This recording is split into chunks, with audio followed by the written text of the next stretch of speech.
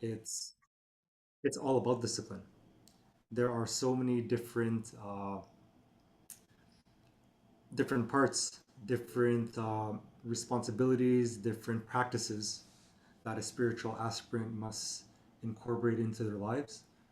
So I just detailed very briefly what a sadhaka um, needs to practice within their lives. So in the tantric tradition of Ananda Marga, the spiritual aspirant, sadhaka, practices sadhana. Sadhana signifies the effort through which a person becomes completely realized. In Tantra, the spiritual master, the guru, plays a special role. The guru guides and leads students on the spiritual path. The aspirant learns meditation by qualified acharya. In the initiation, the aspirant makes a commitment to practice meditation and to live in harmony with the universal balance, in addition to service to society, service to humanity, and obviously that is a big part that consists of so much that's hard to detail specifically what every margi would end up doing. But the basic practices of Ananda Marga consist of yoga, pranayama, asanas, mudras, bandhas, self massage, and two specific dances, kaushiki and tandava. A vegetarian diet and fasting are also included as a fundamental part of yogic practice. Tantra means liberation from darkness. The root tan means darkness, and tra, liberation. Um, so to be able to consistently practice discipline, if I'm understanding the Shila correctly, is is required, is extremely necessary.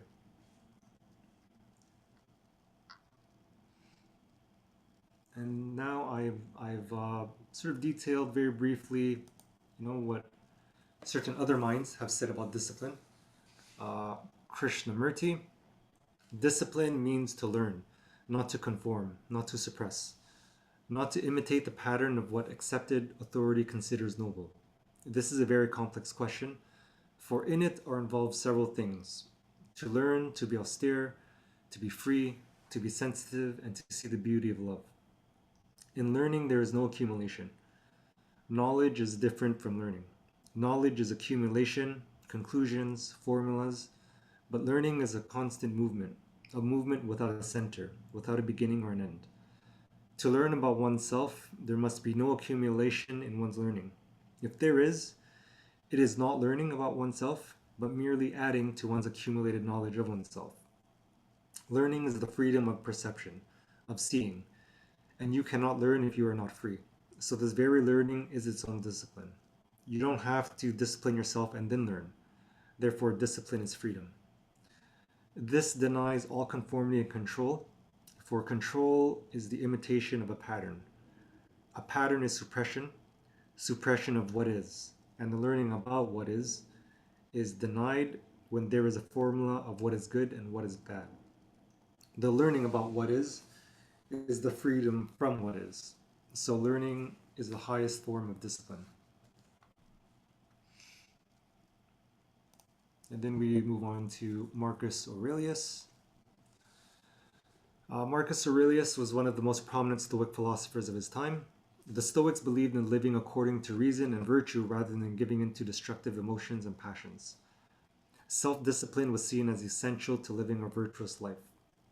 Marcus Aurelius embodied these Stoic principles as emperor, striving to rule justly and fairly despite the pressures of his position. His journal Meditations explains how he practiced Stoic self discipline daily. The Stoics saw self discipline as crucial for several reasons. First, it enables us to control our impulses and desires rather than being controlled by them. Marcus Aurelius advised examining one's judgment and not automatically acting on initial impressions. With self discipline, we can pause and consider the proper action rather than reacting rashly. Second, self discipline allows us to focus on what is truly important and within our control. By not wasting time and energy on pointless anxieties, we can direct them to meaningful pursuits. Marcus Aurelius frequently reminded himself that his true purpose was to live justly and do his duty. So, how can we build Marcus Aurelius style self discipline? One essential practice is exercising self control through activities like meditation and reflection, delaying gratification, moderate eating and rest, resisting idle distractions.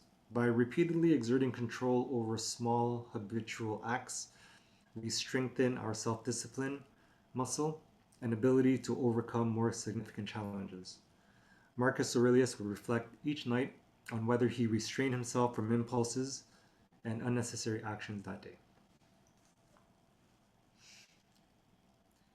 And in terms of self discipline within pop culture, film, movies, I couldn't really, nothing really clear came to mind.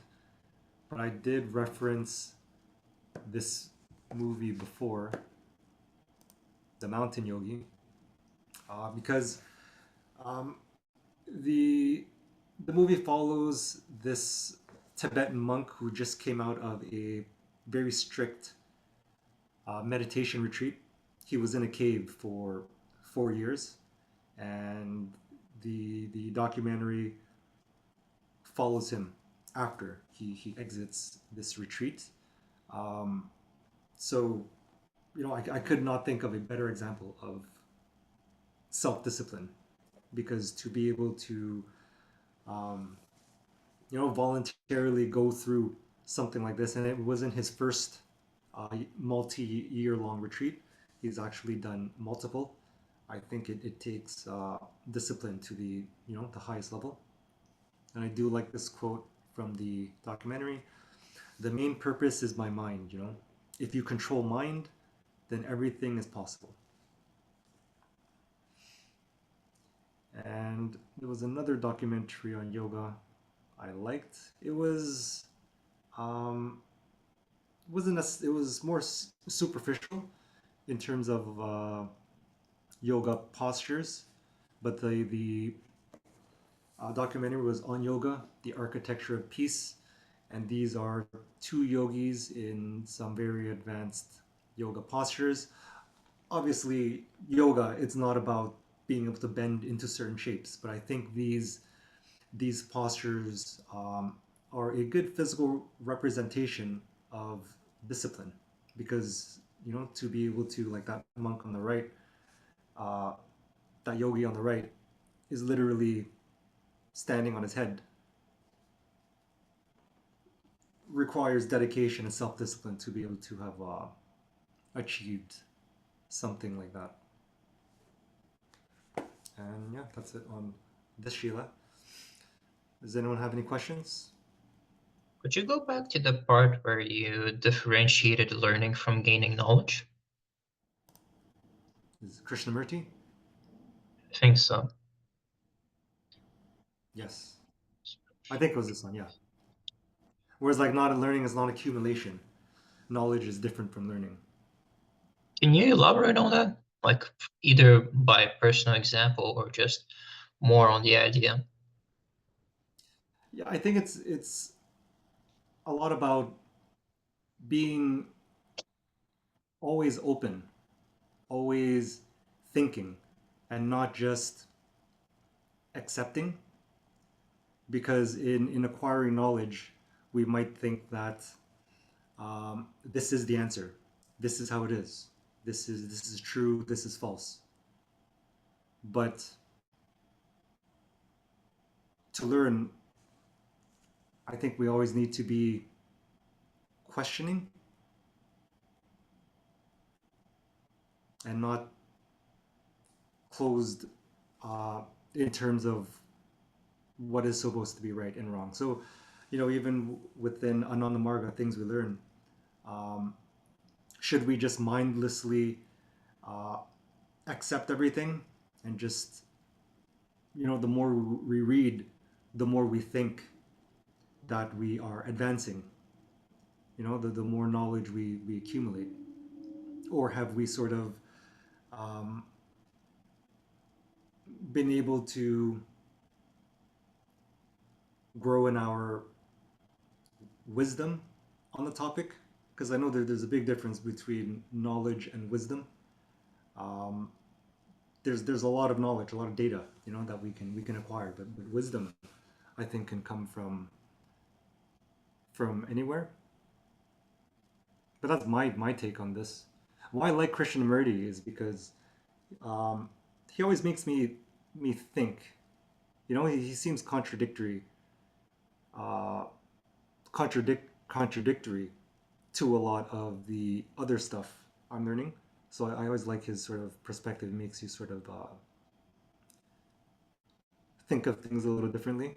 Even his perspective on meditation, might not seem that positive, or even like strict methods of meditation. He has criticized certain methods before. Um, so it sort of keeps you open to thinking. Thank you very much for that. I was just very surprised by how true this stuff is. I would just have worded it differently. But fundamentally, this is a lot more accurate than I expected it to be.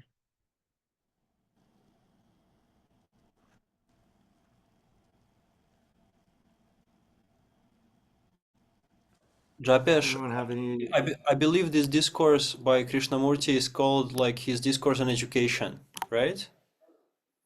It looks like this book is called, let me look it up. Do you know which book it is? No. No. Just one moment. Maybe you can continue talking, I'll just look up. Does anyone have any other questions? So this book, sorry to interject, it's called Education and the Significance of Life. It's basically his discourses on different topics in regards to education, if you're interested. It seems like it is from that, because I had to study it for one of the classes. Oh, you actually studied this like Krishnamurti? I mean, why my professor spoke a lot about him, because Krishnamurti, he actually also started some part of the schools were started based on his philosophy, which is I find very like I like how do people do that? Because he's very contradictory and his terms are quite I would say counterintuitive. Like they're completely Hmm. like you have to think metaphorically, or he uses words differently than you can say common language, common English, contemporary that we use them in contemporary English, I would say. The way I would describe it as he's using the maybe it's a problem with translation, and I'm assuming he's not natively English, is that he's using ideas and concepts that are attached to words, but in a way that is counter to what is expected here in the West. But fundamentally, what he's talking about makes sense. It's just, again, the wording that is strange. But again, I'm very surprised by how accurate this statement is, especially now that I've literally finished the final exam on memory. I know exactly what he's talking about. All What right. exam If was it? What exam was it? What I had a subject? psychology exam not that long ago where the main topic was the different types of memory. Which And it was a very fun exam to study for, and I'm still thinking about what I've learned and how I'll be writing a very long document on the conclusions from it, because much of it is all theory. Unfortunately, psychology is not very hard in terms of its proof and understanding of things. The conclusions you can draw from the information that's already available are very powerful, to the point where I don't think that they belong in a book, but belong in people's heads and actively do things. Those ideas need to live in people for them to actually accomplish something. But that's just my 2 cents on it. If there is no other questions, we can then transition on to the other Shiilas, just to not tire you too long, since there are technically two incoming. And by the way, Japesh, thank you very much for the presentation. This will provide some interesting things to look into later. I have never read Krishnamurti, although I recognize the name, and now I am very curious to know more.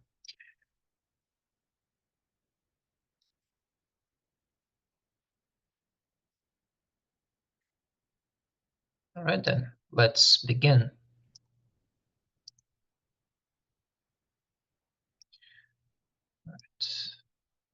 Well, thank you very much for everything so far.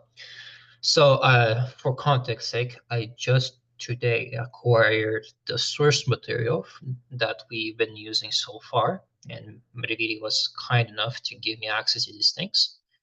But unfortunately, I wasn't able to delve too deep into the weird and strangely inefficient library of the texts, so I was mostly relying on secondary words for context. So forgive the vagueness of certain things, but I hope it still allows you to understand and learn as much as it helped me.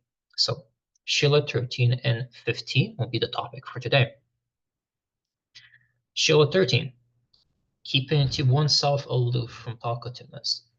Strangely, there was very little on this topic overall. The best I could summarize is that this is essentially a reinterpretation of the pulsing universe idea. It's not sure if it's originating from India or elsewhere, but it is quite common to see across cultures the idea that the world is made out of waves, quite literally sometimes, and in metaphorical ways as well. And depending on where you are in the wave, you can find moments of calmness, stillness.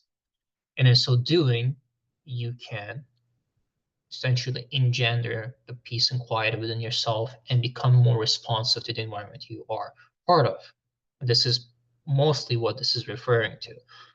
Now, again, the wording is strange, and I would simply be worried that I think that a better way of saying it is enjoy the silence. I think that's how I would talk about it more. Because in the moment of tranquility, in the moment where nothing is spoken, and you have the ability to concentrate and take in what is going on, especially if things like the cocktail party effect, for instance, if you know about psychology, or when you are very concentrated on a task and suddenly everything else is gone and only this specific task is the only thing in your mind. I think this is the main thing that this is talking about. And another mention is that when you're not in this zone and you are just generally distracted and incapable of focusing, life just feels worse. It is considerably worse in that you cannot enjoy, you cannot be relied on, you cannot even rely on yourself. Thus, the small little cute quote I added on the bottom it's not really a quote, it's just a very poetic summary of what this concept really means, at least in my eyes. Now, Sheila 15, the sense of responsibility. Now, for this one, there was a lot more material.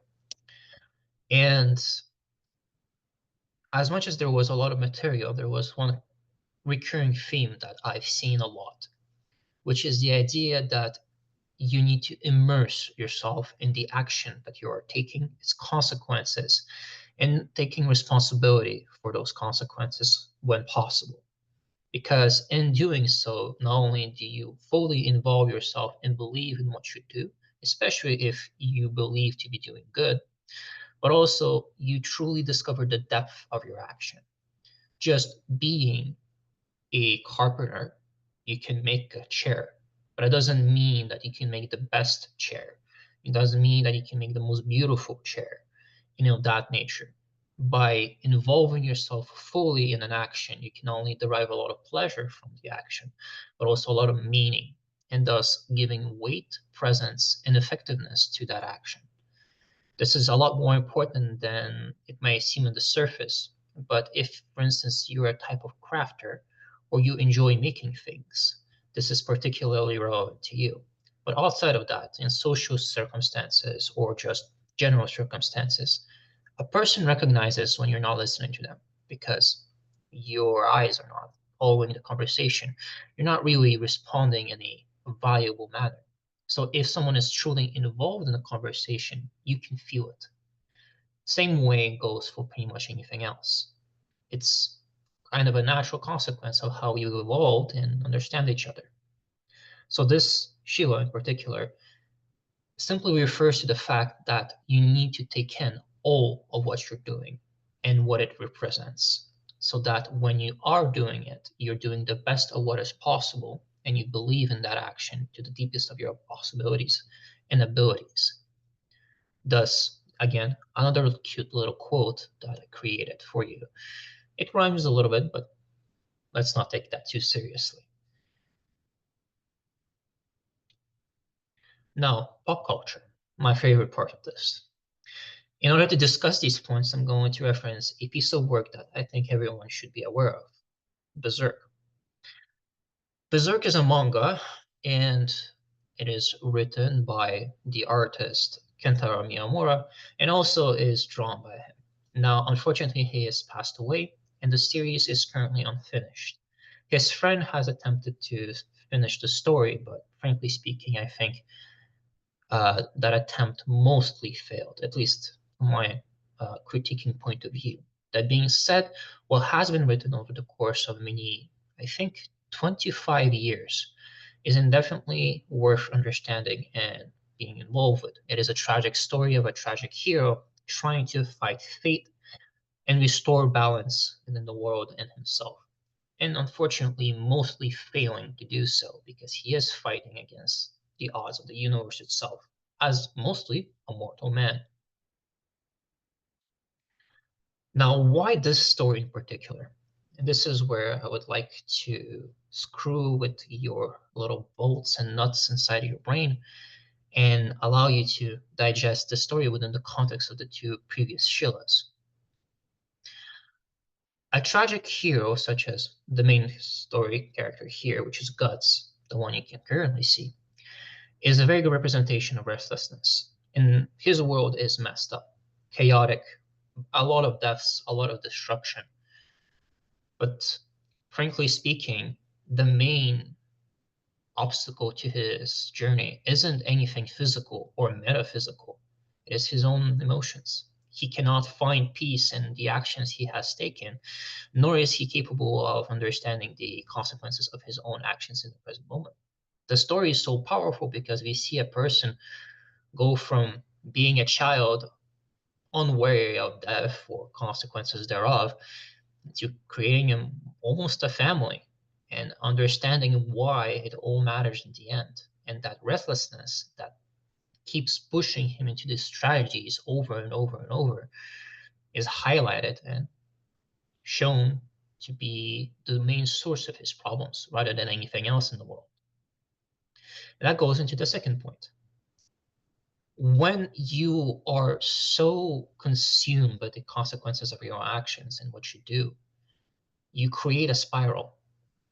If you're constantly reminding yourself of the mistakes you did, constantly reminding yourself of why you did it and how you did it, what was wrong, from shame to embarrassment to cringe, as some of the young ones say, it is detrimental to you and your internal state to the point where by acting on this and thinking about it more and more, you become more negative and creating a feedback loop that can destroy your life. And tragic heroes like Guts are very good examples of it. But even in a story as grim and dark as this one, and beautiful in many ways, as you can see, all of this has been painfully illustrated by hand by the artist in very details. There are moments of peace. He is allowed respite. He is allowed calmness. And in those moments, he reflects on the world and what it means to be him and be part of this world. It's probably one of the most beautiful moments in the entire series. They are very rare, but they are massive highlights because in these moments, you can truly see the difference between what was, what is, and what could be. And similarly, in your life, if you are in a moment of madness, spiraling in the consequences of your own actions, unable to understand and discern the root cause of it all, you can stop. Find that ebb and flow, that moment in the wave where it is somewhat still, and enjoy that moment for what it is, no matter how shitty it is, no matter how good it is. Just stop. Enjoy the peace, the quiet, the momentary stop in time where you are allowed to finally indulge in the silence. And finally, this story, above all else, is a answer, if not necessarily a perfect one, and it is an answer to what is the meaning and weight of life. The reason the story is tragic is because you become attached to the characters in it. And when something bad happens to them, you in turns feel the tragedy. You feel sorrowful, you feel sad, or happy for them if something good happens. Those moments are plentiful as well. That's why it's tragic, because you get this high and low that is so representative of life.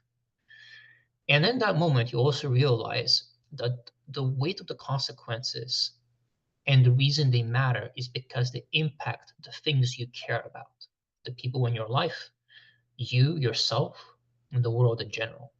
That's what gives meaning to life and also its weight.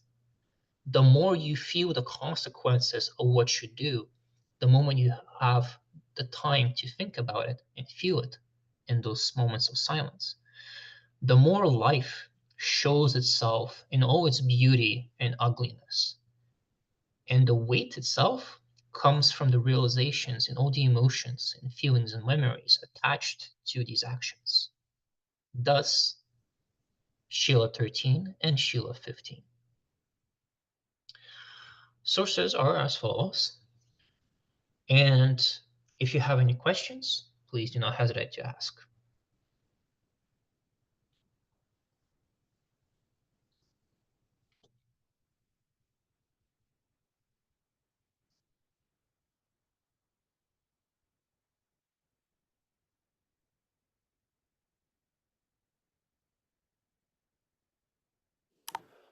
Yeah, that's quite engaging. Thank you so much. I love the Berserk. You mentioned it the second time. You mentioned the first time when I visited you guys in Montreal this summer. So I guess I have to really try to watch it. I try to find it somewhere. Yeah, you can read it. I can send you a link if you want to read it for free. But I recommend buying it. The books are pretty good. I'd rather watch it. Can I watch it or is it just a You comics? can watch it, but trust me, Berserk was adapted multiple times, and each time it was an absolute failure.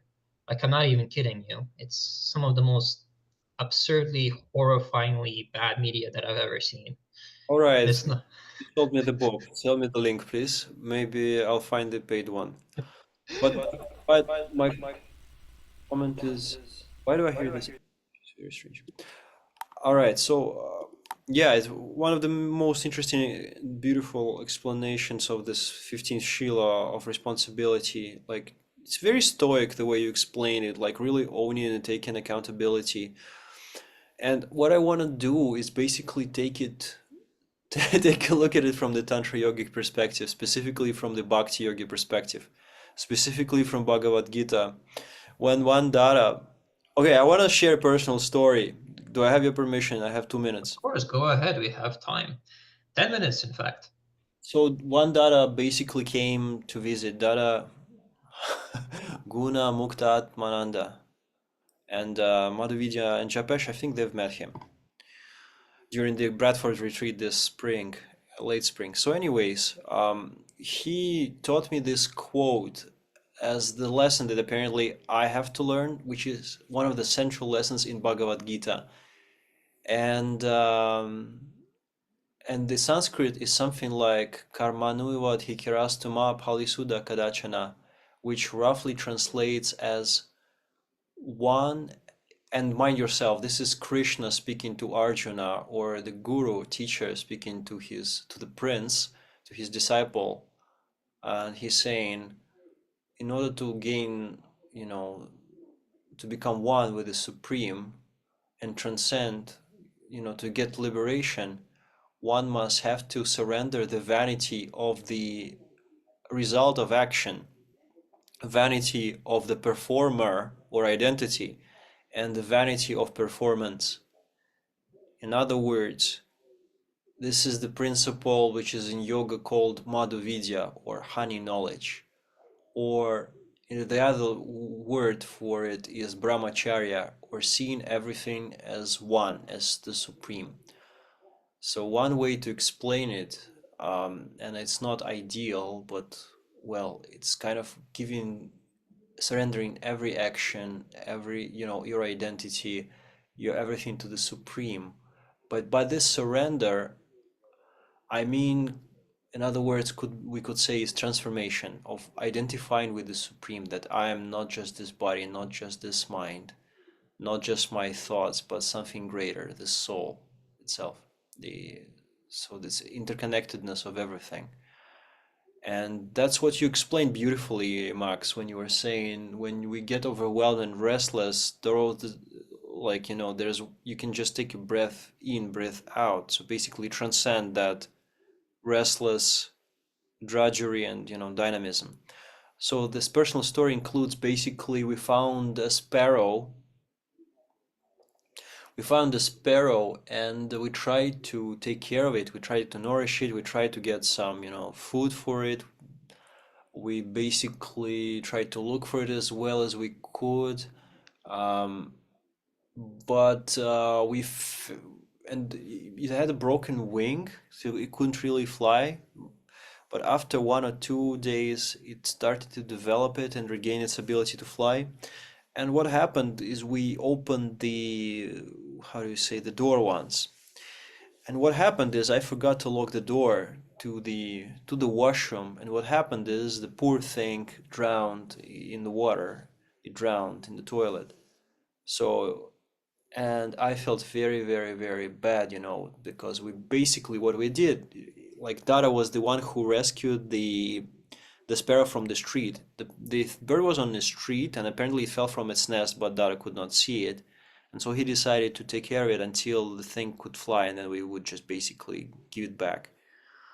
So, I mean, I was in this mental turmoil and restlessness for quite a while, until all I could do was basically surrender that it happened and try to learn from it.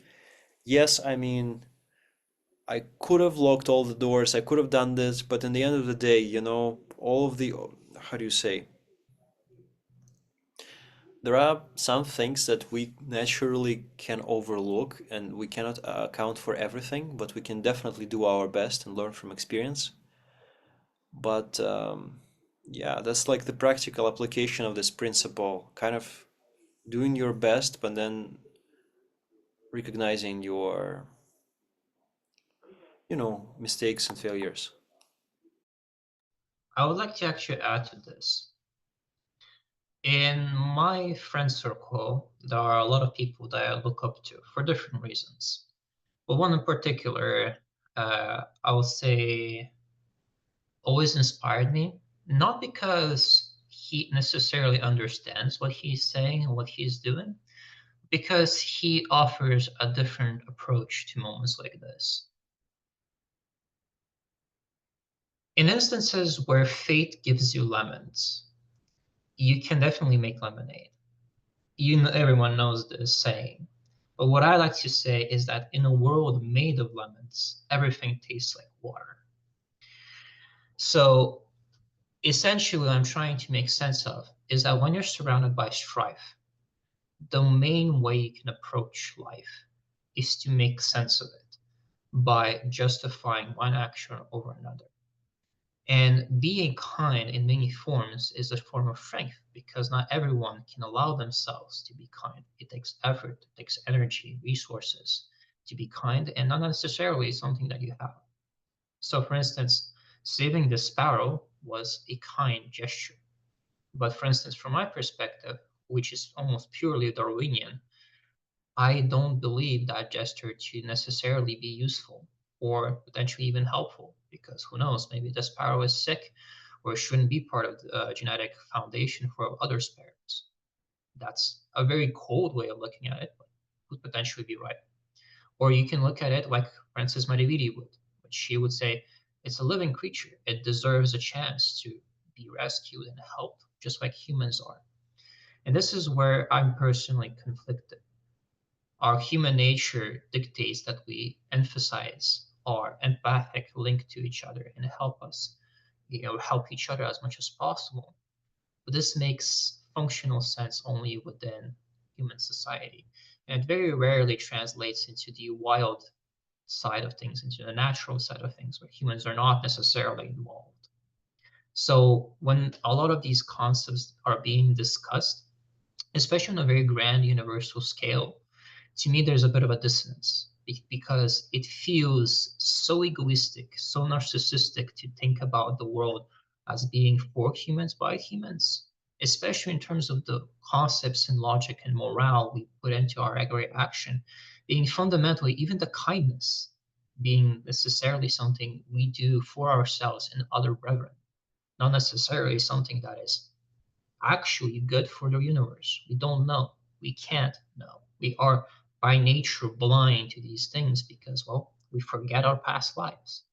We are not actually projecting all the time, and we cannot know that the universe inside of our small little heads are no different from monkeys. But at least that's again something that we can talk about forever. But let's not go that direction just yet. I'll talk about it more maybe at a different occasion. So we have 4 minutes left over, and I would like to invite you to either ask questions about some of my presentations or about Japesh's. Otherwise, it can be up to anyone to talk about anything.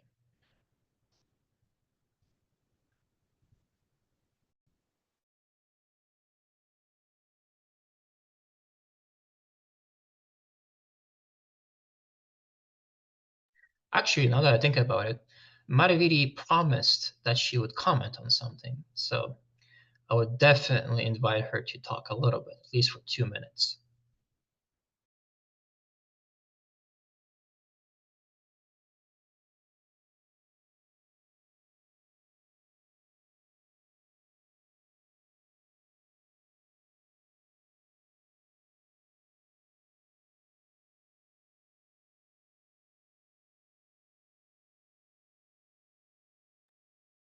I'm keeping myself aloof from talkativeness. All right. I knew you would dodge that bullet. I didn't know how, but I know you did. You guys are listening too much to this Enjoy the Silence by Japesh Mode, you know? There's this song when you said Enjoy the Silence. Oh, I love that song too. Well, you know, But yeah, as a species, we have vocal cords for certain reasons. So might as well use them while we can. But anyways, guys, we have 2 minutes. We could use them for planning let's out. plan. Let's plan the next sessions since we can. All right, so can we stop recording, please? Who is in charge of recording? Madhuvija, you started recording, Max? No, you Not me. started. I started. Okay, I will finish.